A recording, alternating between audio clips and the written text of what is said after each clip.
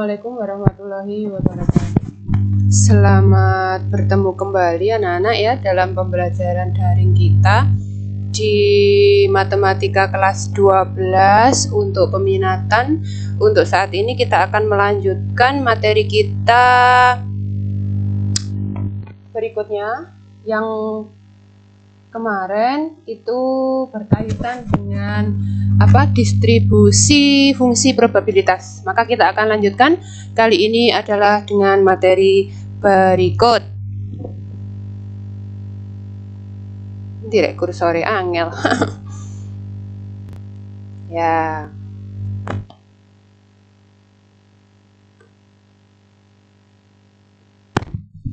Lanjutkan materinya apa? Nah, yang berikut ini. Distribusi binomial. Kita akan mempelajari materi ini sebagai kelanjutan dari pembelajaran kita untuk materi yang minggu kemarin.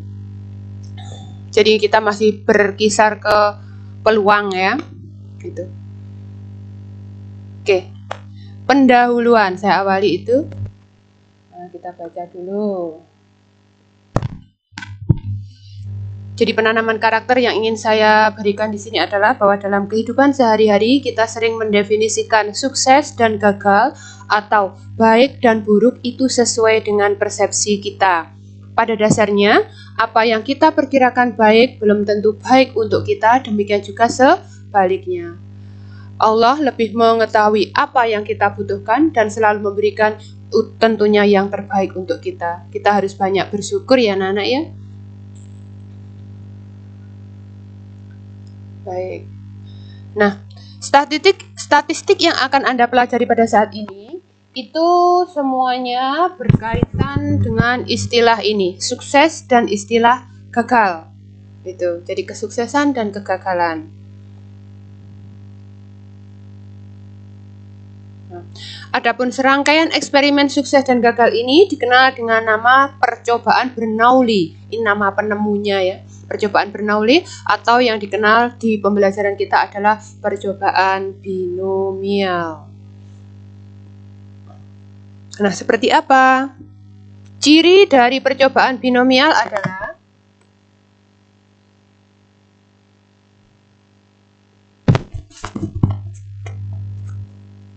mengganggu ini ya, coba bisa saja. Ini setiap percobaan hanya memiliki dua hasil, yaitu sukses atau dia gagal.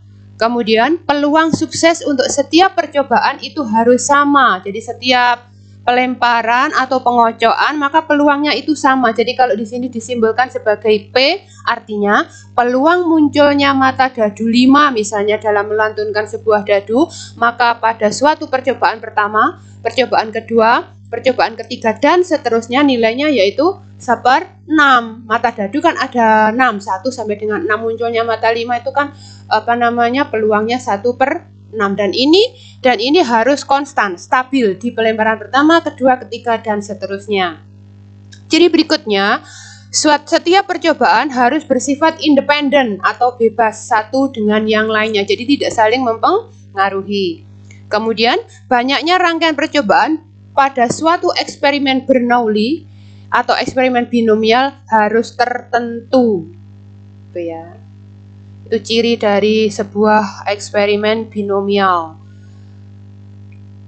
Karena percobaan binomial hasilnya ada dua, yaitu sukses atau gagal, suksesnya S, gagalnya G, maka ruang sampel dari percobaan tersebut bisa dituliskan sebagai S, G, sama seperti ketika kamu membuat ruang sampel itu. Apa anggotanya? Karena ini anggotanya hanya sukses dan gagal, berarti anggota dari ruang sampel percobaan binomial ini adalah S dan G. Tuh. Peluang dari kedua hasil tersebut, PS, peluang sukses itu P, peluang gagal itu adalah 1 dikurangi P. Mengapa? Karena peluang itu nilainya hanya terletak antara 0 sampai dengan 1. Sehingga jika 1 min P itu sama dengan Q, maka kita bisa jumlahkan bahwa P ditambah Q nilainya sama dengan 1. Nilai maksimum dari sebuah peluang.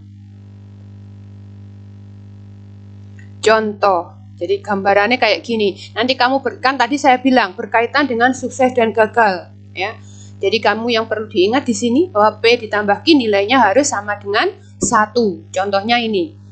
Sebuah dadu seimbang dilantunkan 8 kali. Berikan alasan mengapa variabel acak X yang menampilkan banyaknya muncul mata dadu 6 dalam 8 kali lantunan adalah suatu variabel acak binom. Nah, ini kita akan analisis ini nanti. Alasannya kenapa, ini penyelesaiannya, coba dilihat.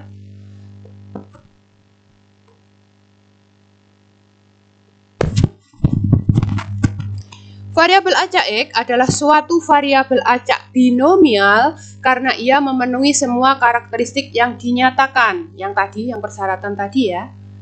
Nah, yang pertama, percobaan hanya bisa memberi 2 hasil yang mungkin. Apa? Yaitu muncul mata dadu 6 yang dianggap sebagai sukses, berarti selain 6 adalah gagal. Sukses dan gagal. Jadi suksesnya tadi dari soal tadi adalah munculnya mata dadu 6. Kemudian, untuk setiap percobaan lantunan, P sukses adalah P memperoleh mata 6. P memperoleh mata 6 berapa? Nah, ini peluang ya, peluang memperoleh mata 6 P besar, itu adalah P kecil, peluang sukses, nilainya adalah 1/6. Kalau P-nya 1/6, berarti Q-nya piro? Q-nya memang pakai rumus tadi, 1 dikurangi P, 1 dikurangi 1/6, nilainya adalah 5/6. Nilai P ini akan sama untuk setiap pelantunannya. Kemudian yang ketiga, setiap percobaan bebas satu dengan yang lainnya. Ketika kita melempar sebuah dadu lah tidak mempengaruhi. Lemparan pertama masih muncul piro, ya terserah dadune kan begitu. Lemparan kedua juga demikian. Sehingga ini yang disebut dengan percobaan bebas satu dengan yang lainnya. Kemudian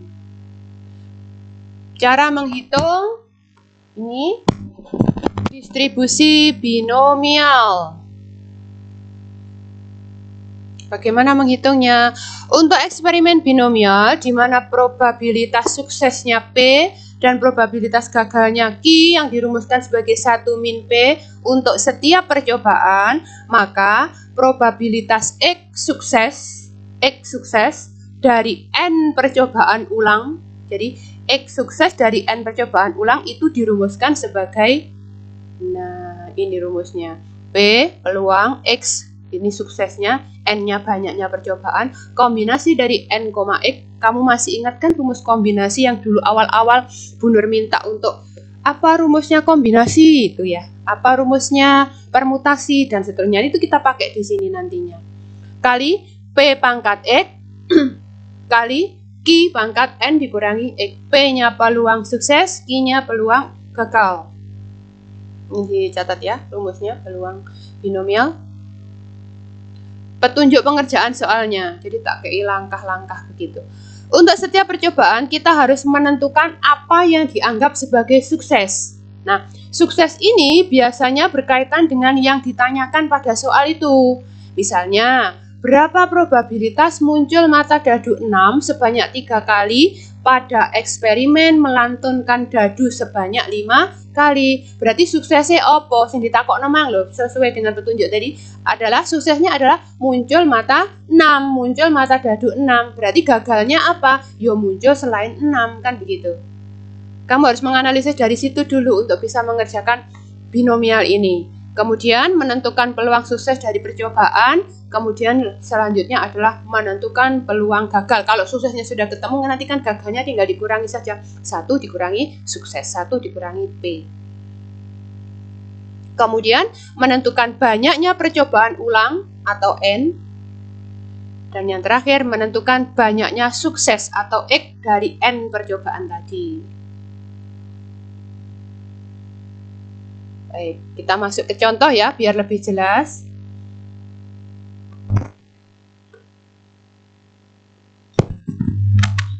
Sebuah tes terdiri atas, dipahami anak-anak ya, kalimatnya ini ditulis dengan cermat, begitu. Sebuah tes terdiri atas 10 pertanyaan pilihan ganda. Jadi pertanyaannya 10 dengan 4 pilihan untuk setiap pertanyaan. Jadi ABCD ya berarti ya kan, 4 pilihan, nggak sampai E. Sebagai suatu eksperimen, Anda memilih jawaban secara acak tanpa membaca pertanyaannya. Jadi kita coba, nek kamu ngawur tanpa membaca pertanyaan bener piro? Itu ya, sambil tes. Berapa peluang Anda menjawab 6 pertanyaan dengan benar? Jadi ingat, 10 pertanyaan ABCD, pilihan ganda, 4 pilihan masing-masing soal. Kemudian Anda diminta untuk mencari berapakah peluang Anda menjawab 6 pertanyaan dengan benar. Bagaimana solusinya?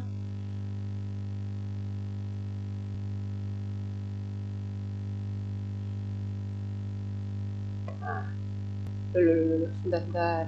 Back. Ini. Sebentar.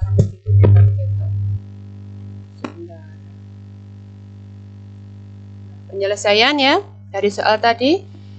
Nah, ini yang pertama, 2 kemungkinan jawaban dari tiap pertanyaan. Apa? Benar atau salah. Jadi nek milih nomor siji mbuh bener mbuh salah. Di sini suksesnya adalah menjawab pertanyaan dengan benar. Tadi ya soalnya lah iki ya.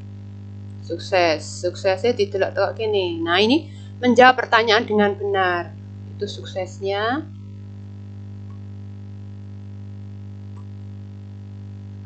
Keplasuk. maaf. Nah, ini pertanyaan ini benar atau salah ya. Di sini suksesnya adalah menjawab pertanyaan dengan benar. Nah, pilihan dari setiap jawaban dari setiap soal, pilihan jawaban dari setiap soal itu kan ono papat tadi. Berarti peluang suksesnya P adalah 1/4. Jadi nek satu soal pilihannya ABCD sing bener lah mau situ ya. Jadi karena pilihannya ada 4 berarti peluang suksesnya 1/4. Jawab benernya peluangnya ini 1/4 untuk setiap soal. Berapa peluang gagalnya? Peluang gagalnya tinggal dicari. Q-nya adalah 1 min P, berarti 1 min 1/4 adalah 3/4. Berapa pertanyaan? Ada 10 pertanyaan, berarti N-nya 10. N-nya adalah 10. Menentukan banyaknya sukses dari N kali percobaan ulang. Berapa peluang Anda menjawab 6 pertanyaan dengan benar? Berarti IK piro? 6. Yang diminta kan IK. Sukses 6. Pertanyaannya 10, berarti N-nya 10, X-nya 6. Nah, gunakan rumus binom tadi. Bx, N, C, N, X. Ya, kita substitusikan N 10, X-nya 6, P 1/4, Q 3/4. Kita substitusikan 6, 10, berarti kombinasi 10,6, 1/4 pangkat X, X-nya 6, X-nya 6, kemudian 3/4 pangkat N min X, 10 kurang 6.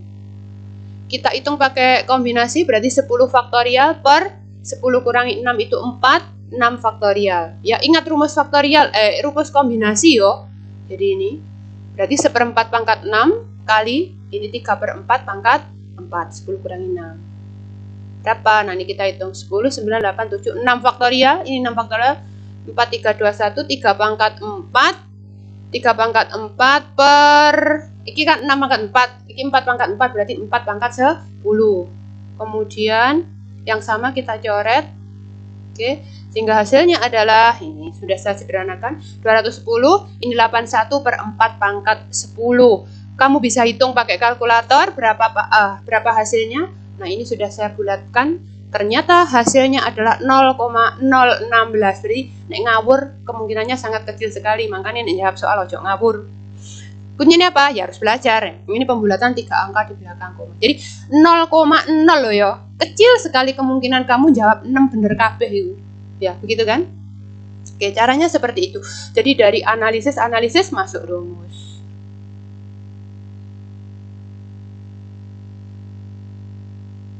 Contoh yang kedua.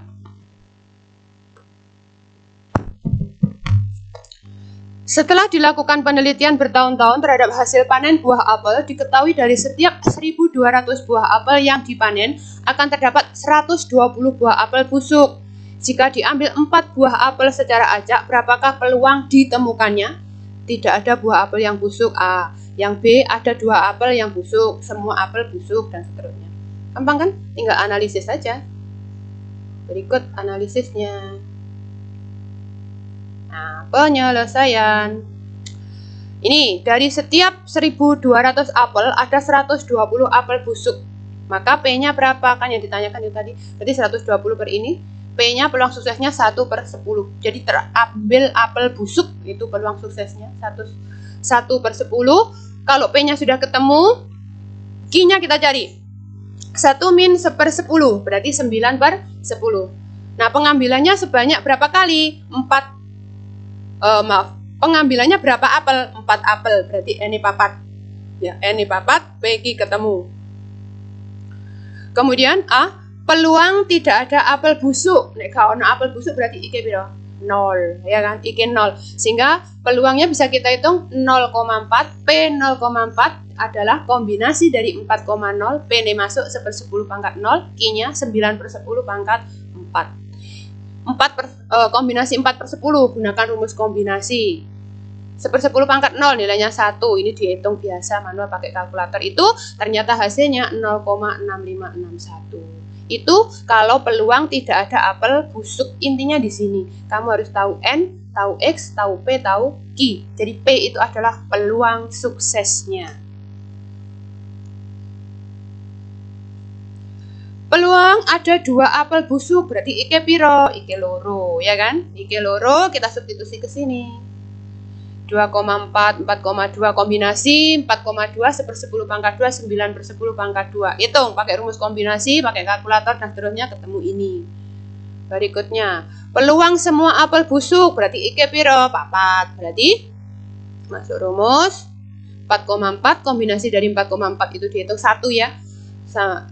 Kali 1/10 1/10 pangkat 4 9/10 pangkat T. 4 kurangi 4 nilainya 0, ini Pak 1. Nah, dihitung 0,0001, kecil sekali. Nah, begitu caranya. Jadi dari analisis soalnya dulu kamu harus tahu P, tahu Q, tahu N dan tahu X. Taunya dari mana? Dari ciri-ciri untuk penyelesaian soal binomial seperti yang saya ungkapkan di slide sebelumnya. Nanti dibuka-buka lagi ya. Lanjut.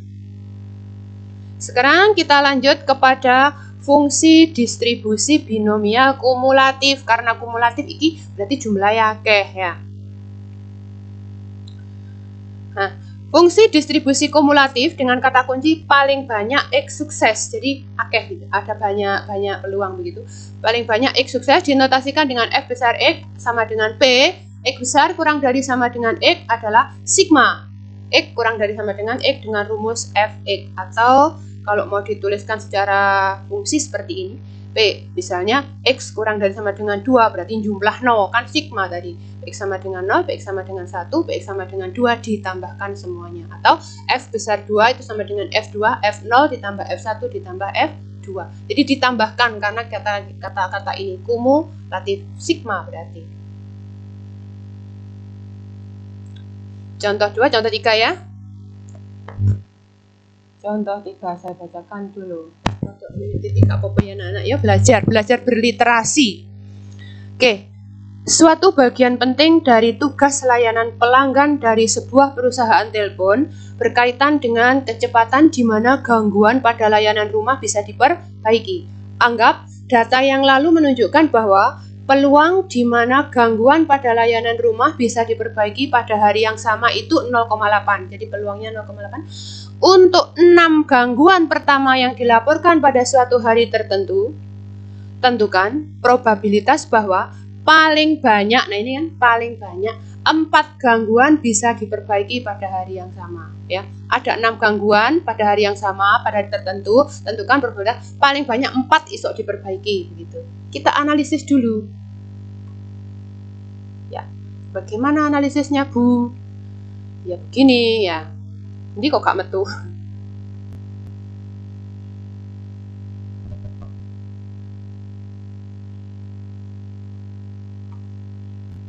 Not responding ini.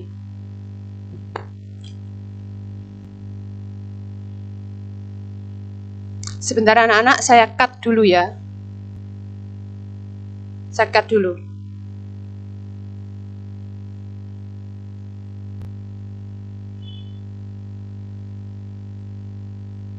Oh lanjut. Balik. Bentar. Ini tadi ya gangguan begini kadang-kadang ya. Contohnya sudah saya ini. Bulur melok bingung tidak gak respon. Bentar. Tunggu sebentar, tidak apa-apa.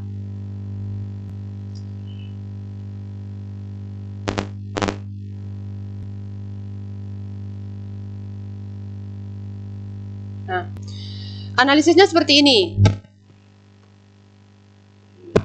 Diketahui sukses bisa, itu suksesnya apa? Bisa memperbaiki gangguan pada hari yang sama, maka peluang suksesnya P 0,8. Gagalnya piro? 1 dikurangi 0,8 berarti 0,2. Untuk 6 gangguan, 4 bisa diperbaiki pada hari yang sama. Berarti suksesnya 4. Berapa banyak percobaannya? 6. Kan 6 gangguan. Sing iso diselesaikan piro? 4. Harapannya begitu. Berarti probabilitas paling banyak bisa diperbaiki pada hari yang sama artinya P X kurang dari sama dengan 4 menurut definisi ditambah PX 0 ditambah PX sama dengan 1 ditambah PX sama dengan 2 ditambah PX sama dengan 3 ditambah PX sama dengan 4. Baik. Sekarang nah ini untuk PX sama dengan 0 berarti P 0,6 kombinasi 6,0 P pangkat 0 Q pangkat 6. Saya tidak ngitung kombinasinya ya. Berarti ini kombinasi 6,0, 6 faktorial per dan seterusnya itu kamu hitung sendiri. Berarti P 0,8 pangkat 0, Q-nya 0,2 pangkat 6. Maka didapat indeks 1, 0,2 pangkat 6. Kemudian untuk PX sama dengan 1 juga begitu. Berarti P 1,6 kombinasi 6,1 ya. P pangkat 1, Q pangkat 6 min 1. PX sama dengan 2. Nah ini saya tulis begini. PX sama dengan 2 berarti 2,6 kombinasi 6,2 dan seterusnya. PX sama dengan 3. Hitung sendiri ya nanti kombinasinya. 3,6, 6,3. Oke, kemudian PX sama dengan 4 berarti P 4,6 kombinasi 6,4 P pangkat 4 Q pangkat 6 kurangi 4. Berarti tinggal kita substitusi nilai P dan Q-nya. Dapat itu, tidak kita hitung dulu. Kita substitusi ke kumulatifnya. PX kurang dari sama dengan 4, berarti ini kita tambah 0,2 pangkat 6 ditambah 6 kali 0,8 kali 0,2 pangkat 5 tambah ini. Tambah iki, tambah yang terakhir ini. Nah, sekarang saya jabarkan cara menghitungnya. Oke. Baik, kurang dari sama dengan 6, kurang dari sama dengan 4 kita tulis seperti itu tadi. Kemudian ini saya jabarkan 0,2 pangkat 6 pancet 6 kali 0,8 kali 0,2 pangkat 5 ini saya jabarkan 6 kali 0,8 lah 0,2 kali 4 ini pancet. Kemudian 15 kali 16 ini yang ketiga ini loh, 0,8 pangkat 2 itu bisa kita tulis sebagai 16 kali 0,2 pangkatnya 2. Ini 0,2 pangkat 4. Ini juga kita modifikasi begitu ya. 20 kali 0,8 pangkat 3 kali 0,2 pangkat 3. Ini berarti 20 kali 4 pangkat 3 kali 0,2 pangkat 3 itu didapat 0,8 pangkat 3. 0,2 pangkatnya 3. Oke. Yang ini juga begitu, kita modifikasi tujuannya apa? Biar 0,2 pangkat 6 iki lho iso metu. Nah, ini lah metu ah. Ya, ini 0,2 pangkat 6. Iki karo iki 0,2 pangkat 6. 0,2 pangkat 2, 0,2 pangkat 4, 0,2 pangkat 6. Jadi tujuannya biar 0,2 pangkat 6 bisa keluar. Kemudian sisanya kita tambahkan. Hasilnya adalah 5385. Dikalikan ini hasilnya tinggal kamu hitung dengan kalkulator, ternyata didapat 0,345, 3 angka di belakang koma. Ya, agak ruwet dikit, masalah. Lanjut. Ini. Silakan untuk latihan soalnya ya, dikerjakan. Yang pertama ini buku paket. Iya, itu. Silakan dicoba, nanti apabila ada pertanyaan silahkan untuk ditanyakan anak-anak di distribusi binom ini. Baik. Untuk pertemuan kita kali ini saya cukupi sampai sekian aja dulu. Distribusi binomial dan kumulatifnya sudah saya bahas juga Selamat mempelajari, selamat berkarya untuk lebih baik lagi. Tolong tugas-tugas apabila ada yang belum segera untuk dipenuhi. Tetap semangat, tetap jaga kesehatan. Walaupun sedikit, tetapi ketika kamu belajarnya secara ikhlas, insya Allah ilmu bisa berkah. Itu kan yang paling penting, ya. Demikian yang bisa Bunda sampaikan. Akhirul kalam. Assalamualaikum warahmatullahi wabarakatuh.